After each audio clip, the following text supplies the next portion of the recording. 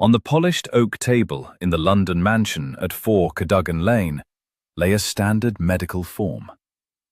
In the column for the cause of what happened, British coroner Gavin Thurston wrote in neat handwriting one word: accident. No malice, no farewell message, only a fatal reaction of an exhausted body to heavy prescription drugs that for decades had replaced her sleep and rest. June 22nd, 1969, became the day when the curtain fell forever. Newspapers around the world came out with mourning front pages, mourning the voice of an entire generation, the legend of the Metro-Goldwyn-Mayer studio, who gave millions faith in a fairy tale. The great actress seemed like a celestial being, woven from the light of spotlights and pure screen magic. But almost no one knew what was happening behind the tightly drawn curtains of expensive hotels, where a drama of a completely different scale was unfolding. In the shadow of this dazzling Hollywood myth, 3 witnesses grew up. Their fates were shattered by their mother's legacy. The first would conquer the industry, collect all possible major awards in the world, but in the end would lock herself in a California mansion, hiding from the public after illnesses suffered. The second would devote her life to preserving family memory, performing her mother's songs on stage, even in the midst of an exhausting battle with a serious illness. The third would choose absolute oblivion, forever disappearing from the red carpets to find salvation in a simple life invisible to the press. For a long time, the yellow press tried to prove that the atmosphere in their house was one continuous zone of disaster. Historical documents and memories of the participants themselves paint a far more complex and poignant picture. Periods of ringing silence and suffocating anxiety alternated with months of absolute happiness. The mother was incredibly warm, loving, and sparkling.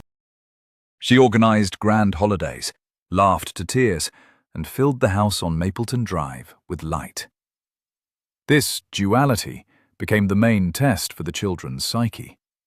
If evil were absolute, it would be easy to turn away from it. But how to escape from a person you adore more than life, when this person is slowly fading before your eyes from medical negligence? The environment in which these children were formed had been set long before their birth. In the fall of 1935, a 13-year-old girl crosses the threshold of the Metro-Goldwyn-Mayer offices. A contract for $150 a week becomes a ticket to eternity, and at the same time, a sentence. Hollywood in the 30s functioned like a giant factory, where young actors were merely expensive parts of the assembly line. Studio management created unbearable pressure, demanding ideal weight and round-the-clock performance. It was here that doctors began prescribing the star medications for artificial energy before long shifts, and then other drugs to stop this frantic rhythm and put the teenager to sleep. Control over the medications was initially taken by her own mother.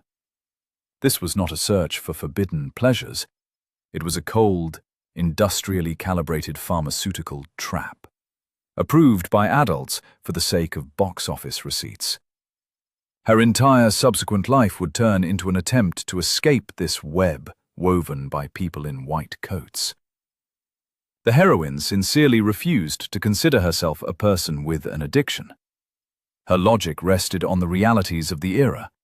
The drugs were legal, the prescriptions written by licensed specialists, the medications purchased in prestigious pharmacies. This dissonance would later become a monstrous burden for her children. They saw how legal medicine turned the person closest to them into a hostage of her own fears.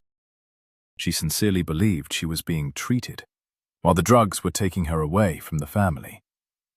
When the elder daughter was born in 1946, the young mother faced a crushing emotional collapse. The trauma was passed on not through cruelty, but through the medicinal fog that Hollywood imposed on its greatest star. The children grew up in a greenhouse, where the temperature fluctuated from gentle warmth to the icy chill of panic. The elder sister, herself still a teenager, would be the first to take the blow, entering into an unequal struggle with the system. Behind the closed doors of luxurious facades began the story of an unchildlike coming of age, where the little girl was forced to assume the role of an adult in order to prevent catastrophe. In the luxurious rooms of New York and London hotels, a scene often played out that was worthy of a chilling thriller, although its central figure was a fragile girl with huge, frightened eyes. The elder daughter, Liza, would lock herself in the bathroom, carefully open capsules of heavy sleeping pills prescribed by doctors, pour out their contents into the sink, and, with jeweler's precision, fill the empty spaces with ordinary powdered sugar. This was her personal, desperate way of controlling the medicinal chaos that was methodically consuming her mother. By the age of 13, Liza Minnelli had ceased to be simply a child from a privileged Hollywood family. She had become a diplomat, a night nurse, and a personal bodyguard. Studio bosses saw in her mother nothing but a box office draw. Adoring audiences saw the embodiment of an ideal musical fairy tale. And for young Liza, she was the wounded center of the universe, requiring round-the-clock and exhausting protection. The girl memorized all the schedules for taking the studio medications. She learned to instantly recognize the first signs of an approaching severe nervous breakdown by the imperceptibly changed timbre of the voice, the sound of footsteps, or the tense line of the shoulders. She did not merely hide dangerous bottles, providing emergency assistance in critical moments.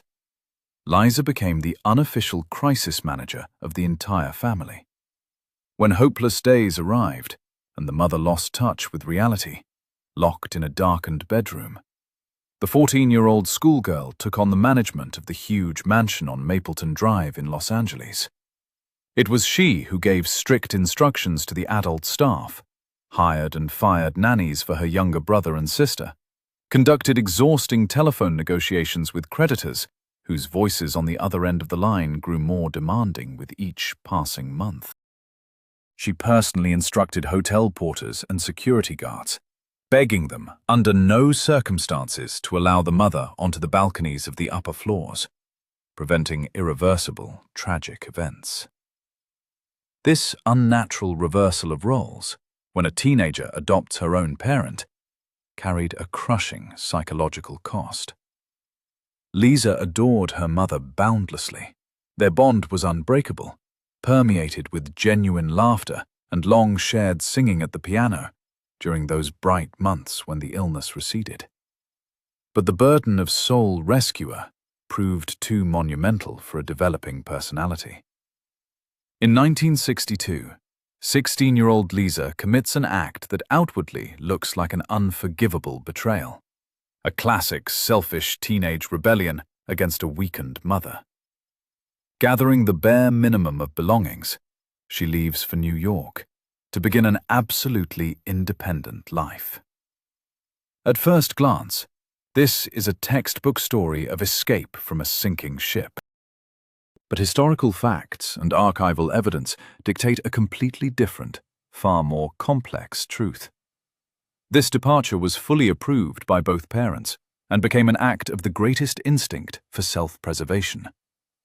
The girl left, not for the sake of empty metropolitan glory, but to break the suffocating circle of codependency in which they both would inevitably, and very soon, go under.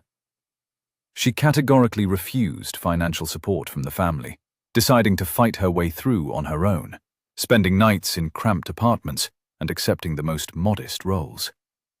Her departure was not a rejection of love, but a cruel, crystal-clear necessity to find her own gravity outside the orbit of a great but rapidly disintegrating star. Liza Minnelli's life became a monumental monument to human survival. She climbed to the most unreachable peak of the entertainment industry, collecting a unique set of highest awards: Emmy, Grammy, Oscar, and Tony. She danced, sang, and acted with such ferocious, scorching energy, as if trying to shout to the whole world about her independence from her mother's legacy. But the shadows of the past always followed her silently. When on June 22nd, 1969, the cold news arrived from London, it was Liza, who at that moment was only 23 years old, who had to take on the full organization and payment for the farewell ceremony. The financial outcome of the great actress's life amounted to about $4 million in debts to the tax service. No fairy tale inheritance, only empty bank accounts and endless lawsuits. Young Liza single-handedly closed the final chapter of this great tragedy, methodically paying off the debts with checks from her own fees earned through blood and sweat. Today, decades later, the legend leads an extremely private life in her California home. Her rare public appearances are carefully calculated and almost always tied to overcoming physical suffering. Having endured the most severe viral encephalitis in the early 2000s and a series of exhausting ailments, she has practically left the stage entirely. One of the last vivid documented episodes was her appearance at the Oscars ceremony in 2022, when, seated in a wheelchair, she passed the main award to a new generation with incredible dignity. The world gave a standing ovation to the living legend, without even guessing that behind this brilliant smile, there still hid the girl who had saved the family in hotel rooms. She became the main rights holder and keeper of her mother's archives, carefully protecting her bright image. Liza stood against the system that had once broken her parent. Long time, the public concentrated its attention exclusively on the eldest daughter, considering her the sole heiress of this drama. However, in the shadow of this great confrontation, 2 more children remained. When Liza crossed the threshold of the house, leaving behind the medicinal crises and telephone calls from creditors, the vacuum of responsibility could not remain empty. The heavy mantle of keeper of the family's peace did not dissolve into the air. It descended mercilessly and inexorably onto the fragile shoulders of the second daughter, who was only learning to recognize her mother's grief. And these trials were only the beginning before the true storm. When the elder sister slammed the door behind her, setting off in search of her own salvation in New York, the vacuum of responsibility in the spacious halls of the Los Angeles house rapidly filled. The second daughter, Lorna Luft, born in 1952 in marriage to producer Sidney Luft, did not even have time to realize how the heavy mantle of crisis manager settled onto her 10-year-old shoulders. Childhood did not end overnight. It dissolved gradually, with each new visit. The Hollywood system that had once raised the great actress onto a pedestal now methodically destroyed her life through the hands of studio doctors, whose prescriptions continued to dictate the rhythm of existence for the entire family. Lorna found herself alone with the consequences of this medical negligence.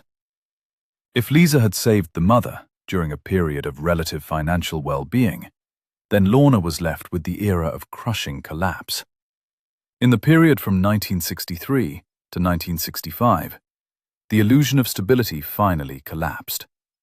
The United States Tax Service, discovering colossal arrears, placed a merciless lien on the family home. The debts amounted to hundreds of thousands of dollars. The brilliant facade of the Hollywood fairy tale gave way to a nomadic life through expensive but faceless hotel rooms. Lorna, together with her mother and younger brother, moved from one hotel to another, leaving behind a trail of unpaid bills and shattered hopes. The girl turned into an invisible shadow of her great parent. In this nomadic reality, the line between child and adult was erased completely.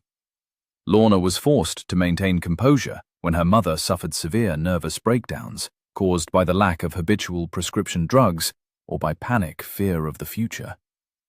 She calmed her brother, brewed coffee, and negotiated with hotel staff, hiding from outsiders the scale of the family tragedy. In her memoirs, Lorna would describe this chilling experience of parentification, the psychological process in which children are forced to become parents to their own guardians, with remarkable precision. She learned to read the atmosphere in the room unerringly from barely perceptible details. The timbre of a voice, the sharpness of movements, the sound of footsteps in the hallway, all of it served the girl as an early warning system for an approaching emotional collapse. If the steps were heavy and uneven, Lorna knew there would be no sleep that night. She would have to sit by the bed, hold her mother's hand, and listen to her monologues filled with pain and disappointment in the industry. The great star sincerely loved her children. In moments of clarity, she was the most tender and caring mother in the world. And it was precisely this contrast that made Lorna's suffering unbearable.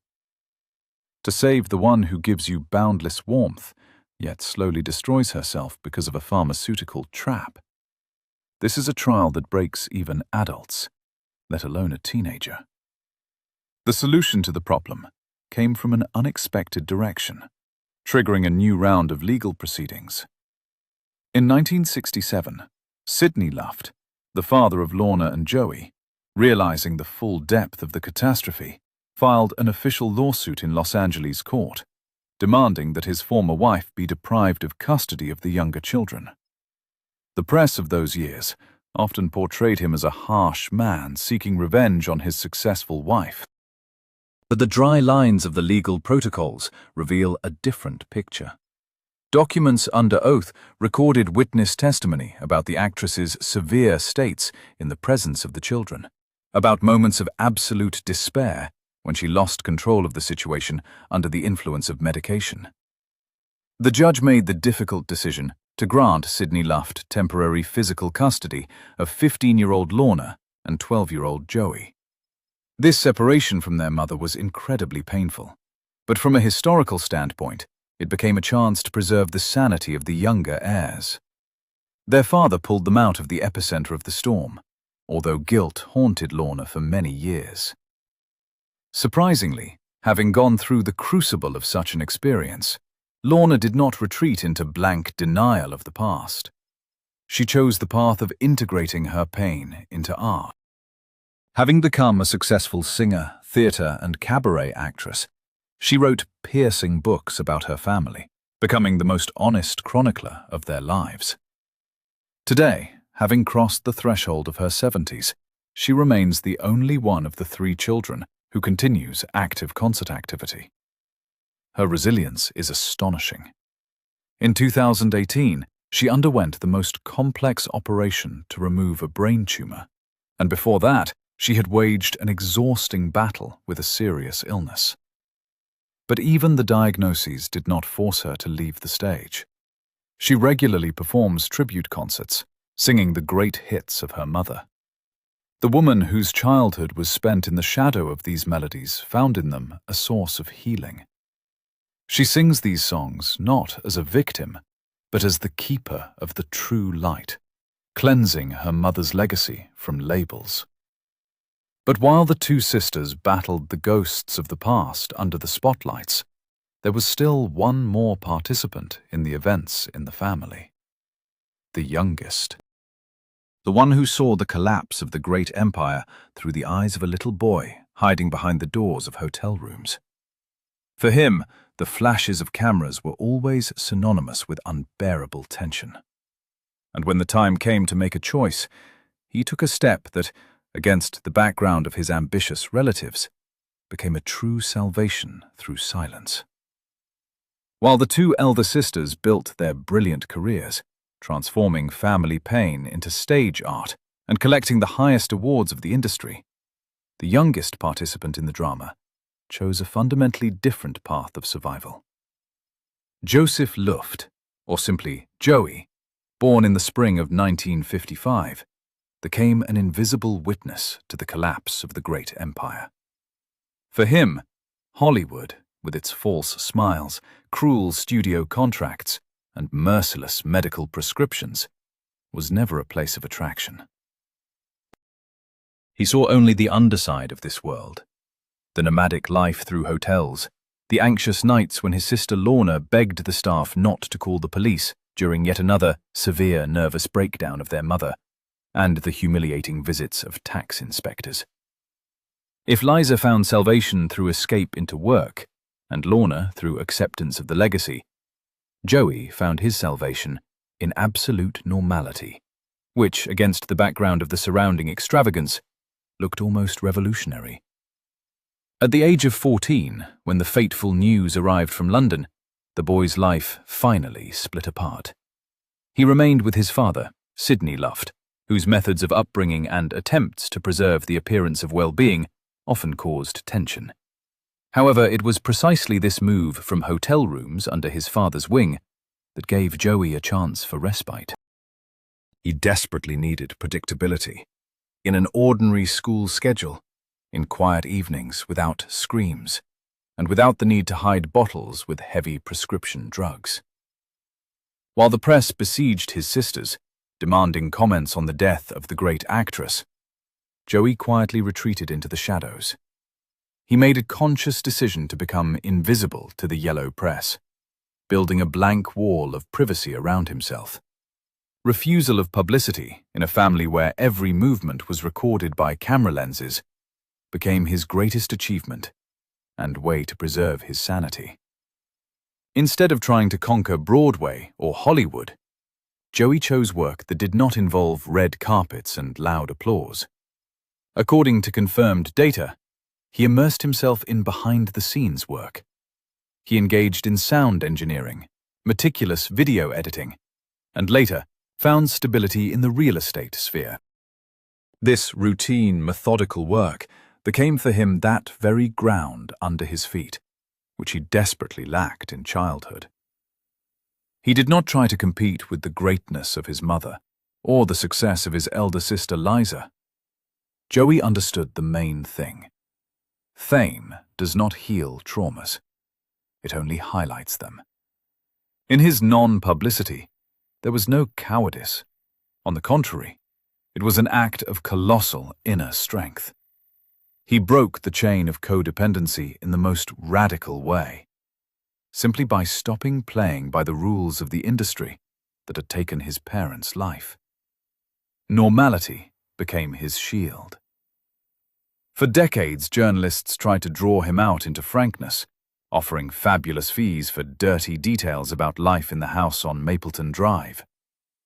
Joey kept an icy silence. His silence was louder than any revelatory interviews. He broke it only in exceptional cases, for official commemorative dates, when it was necessary to protect the bright image of his mother from yet another speculation. In 2014, he personally organized an evening of memories in Pasadena, California. This was a unique event where Joey showed viewers rare home video recordings. In these frames, the great star did not sing before a crowd of thousands and did not suffer from medical crises. She simply laughed, played with the children on the lawn, and was happy.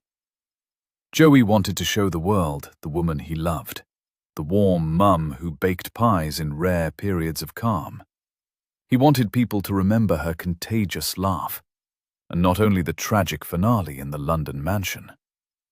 In 2022, when the centenary of Judy Garland's birth was celebrated, Joey gave several short, dry comments to the press. His message was crystal clear. There is no need to demonize the past. Yes, their childhood was not cloudless, but it contained an enormous amount of love. He refused to divide the world into executioners and victims, understanding that their mother herself had become a hostage of the cruel rules of the game imposed by studio bosses and doctors. Joseph Luft managed to forgive both the system and his family. His quiet life, without scandals, without loud divorces, and without public hysterics, is a silent triumph over the chaos that tried to swallow him. 3 children, 3 completely different survival mechanisms. Lisa, who became an icon and closed herself off in her California mansion. Lorna, who turned pain into music and continues to sing despite the most severe diagnoses. Joey, who dissolved into saving normality. They did not become enemies, did not sever relations over an inheritance that simply did not exist, and did not throw dirt at each other on talk shows. On the contrary, they were united by one invisible but super strong thread: a deep understanding of the true causes of their mother's tragedy. They knew the truth hidden behind the medical conclusions, and that truth did not allow them to accuse the woman who loved them more than life. But how exactly did the system drive the brilliant actress to the state where the only way out seemed to be handfuls of pills?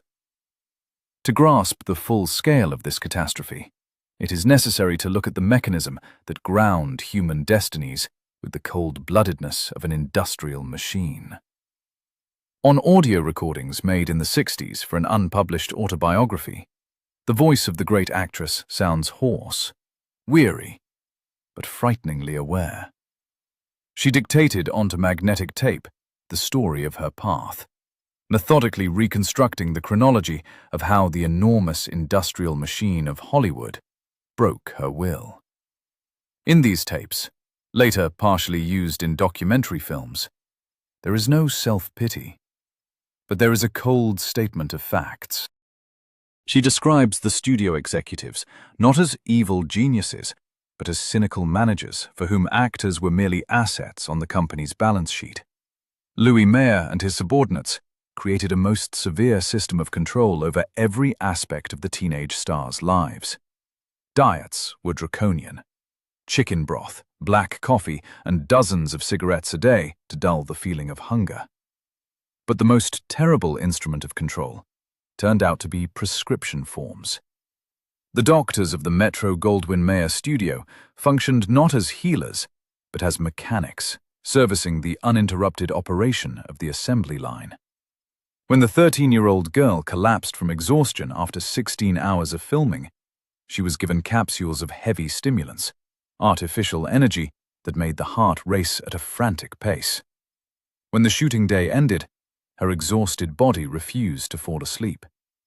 Then, barbiturates came into play, chemically shutting off consciousness. This monstrous rhythm, stimulation and shutdown, became her only known norm. Judy's mother, Ethel Gum, did not simply resist this system. She personally controlled her daughter's intake of the drugs, sincerely believing she was helping her build a great career. The betrayal was committed by people who were supposed to protect the child, and this distorted the actress's perception forever. She grew up with the firm conviction that love and success were measured by work capacity, and work capacity was impossible without medical support. This pharmaceutical trap, set in the 30s, snapped shut completely in the 50s. Having become an adult woman and mother of 3 children, she transferred this distorted model of survival into her own family. The dissonance that drove her daughters and son mad lay precisely in this. Judy, sincerely until her last breath, did not consider herself a person with an addiction. For her, the words addiction and drug addiction were associated with dark alleys and crime. She, however, received medications in sterile pharmacies, on legal prescriptions from respected doctors. In her picture of the world, she was simply trying to treat her exhausting insomnia and chronic fatigue. This self-deception was so deep that it was impossible to argue with it. The children saw before them not a fallen person, but an infinitely tired woman who sincerely believed in healing through the next capsule. The pressure was exacerbated by the ruthless demands of the era. The 60s became a time when America was changing rapidly, but the rules of show business remained the same. If you do not bring profit, you are thrown out. The tax service literally hounded the actress, seizing accounts and property for debts accumulated not so much because of extravagance as because of the monstrous financial management of her former partners and lawyers. Court documents from divorce proceedings are full of testimony about millions of dollars that disappeared in unknown directions. Judy Garland found herself on the brink of bankruptcy. She was forced to give endless concerts, appearing on stage with pneumonia, with hepatitis, with the most severe exhaustion, simply to pay the hotel bills where she hid with the children. Her despair in those years was often mistakenly interpreted as a deliberate desire to end her life. However, biographers, drawing on medical records and court protocols, dismantled this myth. Many episodes that the press labeled as suicide attempts were in reality pleas for help, or the result of an absolute emotional collapse in a state of deep medicinal intoxication. She did not want to die. She simply wanted this unbearable race to finally stop.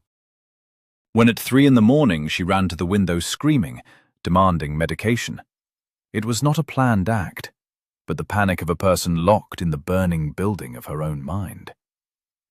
Sidney Luft, in his memoirs, admitted that he often could not distinguish manipulation from genuine agony. And the children, in the neighboring rooms, absorbed this chilling fear, learning to be adults in a world where the adults had lost control.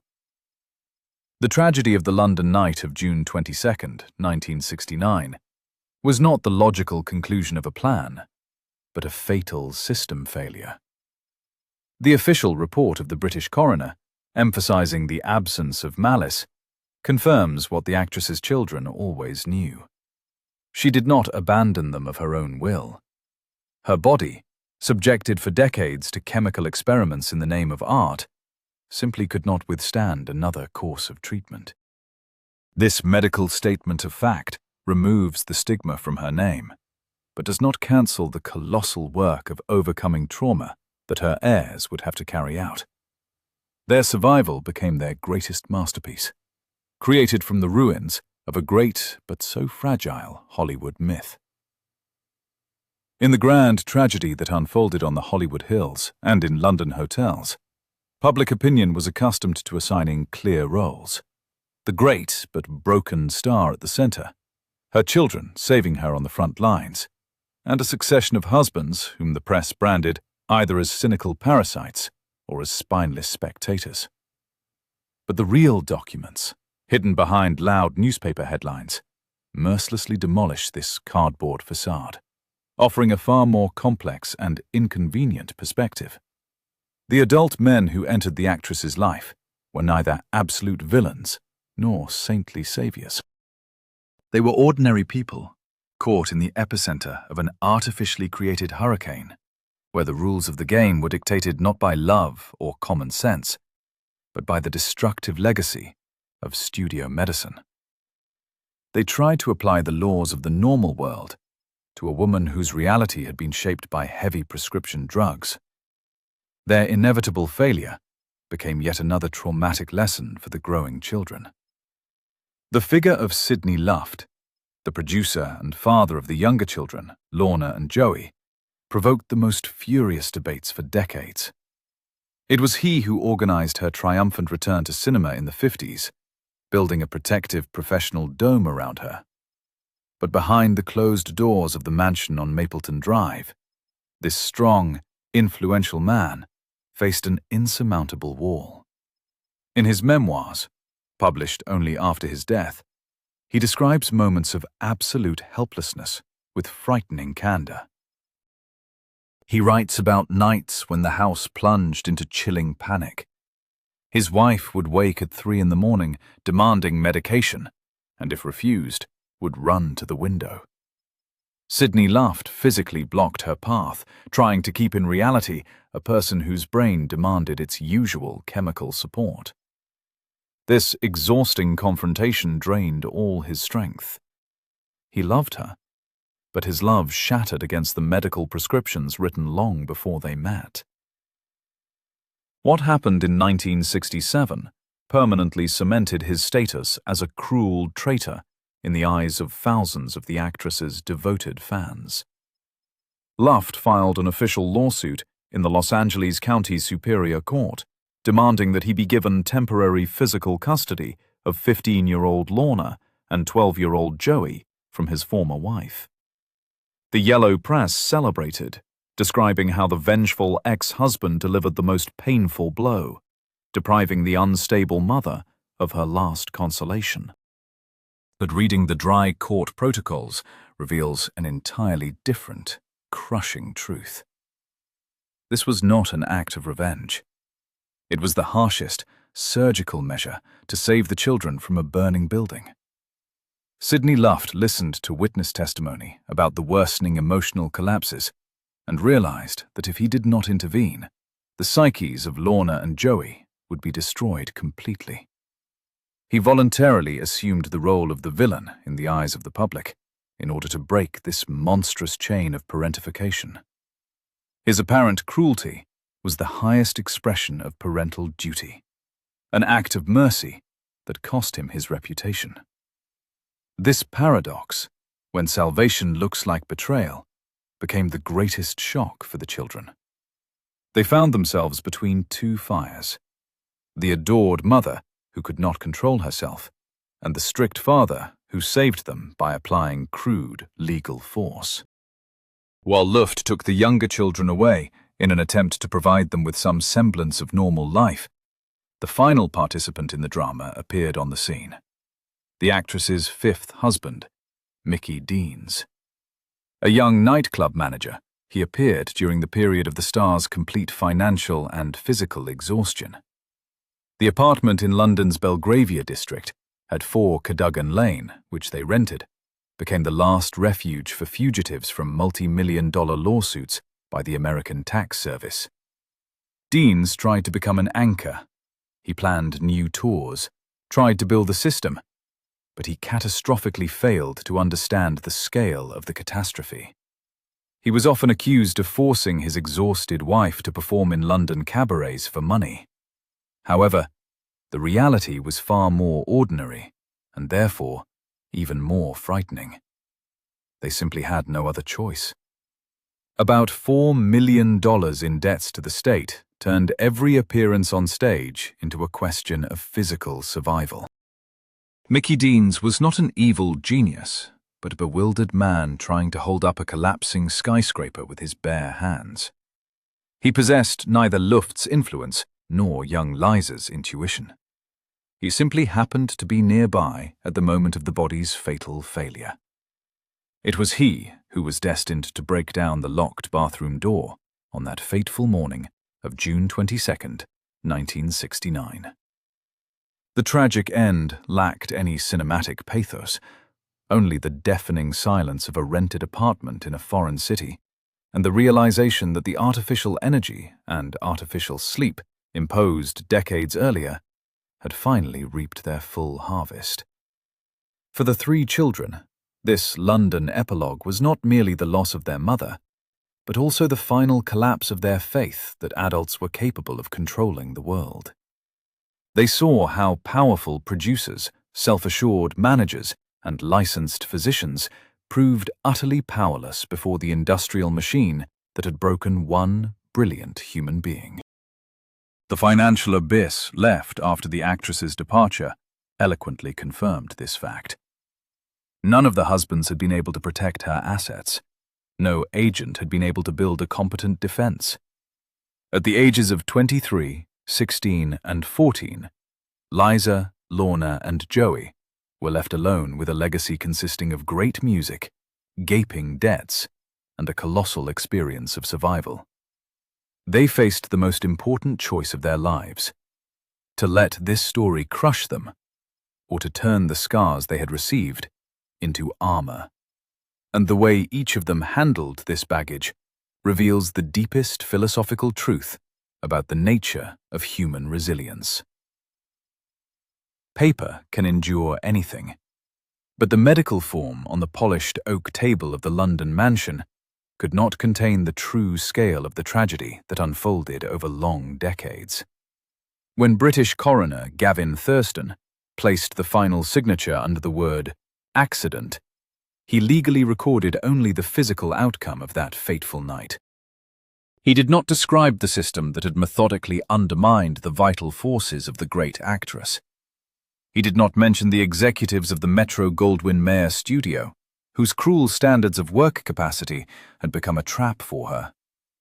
The report did not include the names of the doctors who had first handed the teenager capsules of heavy prescription drugs. And most importantly, these dry lines contained not a single word about the 3 witnesses whose coming of age took place on the front lines of this unequal battle. Liza, Lorna, and Joey did not inherit trust funds or luxurious villas. The financial outcome of their mother's life was a gaping void, filled with colossal lawsuits from the United States Tax Service and unpaid hotel bills. But paradoxically, it was the absence of material comfort that became their most reliable blessing. They inherited a crystal-clear understanding of how the reverse side of illusions works, and an incredible instinct for self-preservation. Each of them took this baggage, steeped in pain, and methodically forged from it their own unique shield against the outside world. The eldest daughter, Liza Minnelli, turned her early responsibility into creative energy on stage. She personally paid off her mother's multi-million-dollar debts, won the highest awards in world show business, and became the permanent keeper of the archives. Having survived the most severe ailments, including viral encephalitis, and finding herself in a wheelchair, she did not surrender to circumstances. She took shelter in the silence of a California home, preserving absolute regal dignity. The middle sister, Lorna Luft, chose the thorny path of healing through complete acceptance. She did not run away from the great melodies of her family, but stepped out with those songs to the audience. Facing a serious illness and courageously undergoing brain surgery, she continues to sing, proving that art can heal wounds caused by medical negligence. The youngest participant in the events, Joseph Luft, accomplished his personal feat through a categorical refusal of publicity. Choosing work behind the scenes and a quiet family life, he proved to the industry that absolute normality could be the most deafening triumph over chaos. Their shared story is completely devoid of the banal moral that huge fees do not bring happiness. It is a piercing, philosophical testimony about the limits of human endurance. The true tragedy lay not at all in a lack of attention. The brilliant actress loved her children sincerely, passionately, to the point of complete unconsciousness. In the rare months of clarity, she was for them the warmest center of the universe. Their home was filled with the aromas of fresh baking and absolute, ringing joy. The great drama consisted in the fact that even this boundless maternal love proved physically insufficient to overcome the cruel system that had once entered her bloodstream through pharmacy prescriptions. Hollywood bosses with cold calculation sold the world a bright fairy tale, and it was a fragile woman and 3 frightened teenagers standing guard at bedroom doors who had to pay for it. We are accustomed to judging a person's path solely by its finale. It is too easy to look at the tragic circumstances of the London summer of 1969 and to deliver an unconditional verdict about a ruined fate. But the true greatness of this story is measured not by the moment when the curtain fell for the last time, but by what managed to grow through the cold ruins. 3 children passed through the epicenter of medicinal storms, financial collapses, and humiliating court hearings. By the harsh laws of statistics, they were simply obliged to repeat the scenario, replenishing the list of broken victims of the entertainment factory. They had every moral right to hate their past and turn away forever from the legacy. But instead, they showed the greatest mercy, inaccessible to the understanding of the average person. They managed to surgically separate the medical crises from the bright soul, the greedy contract system from the unique talent, and artificial sleep from genuine tenderness. Looking at their fates today, we inevitably experience a complex, scorching cocktail of emotions. In it, there is bitterness from social injustice, anger at the people in white coats who wrote out forms in the name of box office plans. But above all, there is a pure awe before the indestructible power of the human spirit. They endured, not thanks to magic, but in spite of the mechanism that mercilessly grinds people down for the sake of creating illusions on the screen. And when, across the decades, recordings sound with that very voice, singing that, somewhere high above the rainbow, dreams really do come true, we no longer hear in those notes only heartbreak. We clearly hear the majestic echo of three completely different lives. Lives that proved that even the most shattered childhood can be pieced together again, if one forgives the weakness of a loved one and firmly closes the door on the ghosts. That white form on the polished oak table in the London mansion at 4 Cadogan Lane remained only a dry, archival document. The true story continued not there, but in the pulsing, quiet resilience of those who remained to live.